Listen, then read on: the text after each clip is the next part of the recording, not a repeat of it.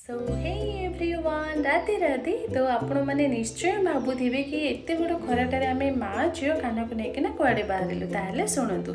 तो सांग मैंने एवं चली आंब सीजन से भी आम रोचु गाँव में जदि गाँव में रहीकि आंब सीजन आंब तोलिक या फिर गोटे कि न खाइबे ताले कौन ही मजा आपण मैंने कहले से आम कान को लेकिन आसी जाइलु आमर आंब तोटा को आसु आसु तार टे हरकत तो देखु से केमती आंब तोड़बार लगिगला।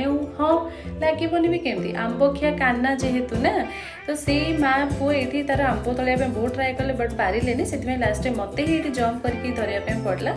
बट सांग मैंने देखिले माँ पुओ दुई जन को टी मुझे एत खरारे डालटा को टाणिकिना से ठिया बट ये माँ पुओर ये आंब तोड़ा कम खेल अधिक हो जाऊँगी। आम कान कथा मुझे कौन ही कहबी तार दुष्टामी तो कहले भी सरबनी आपण तो निजे देखुं मुझे कौन कहबी देखुना ये से आंबटा को धरी से तार धरिकिना ही बस माने धरला धरला शेष से तार खाଇବା भी स्टार्ट करदेला।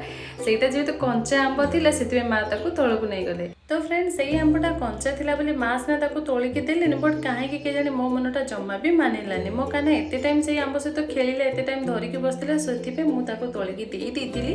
आ हाँ आमर भाई भौणी ये आंब तोड़ा तोड़ी कार्यक्रम भितर मो मार आंब गोटा गोटी कार्यक्रमटा आरंभ हो जाता टिके देखुना से केमती खोजी खोजिकिना आंब गोटुची आ हाँ एत आंब गोटेला जे शेष तार पण तो कान ही धरवा पड़ा।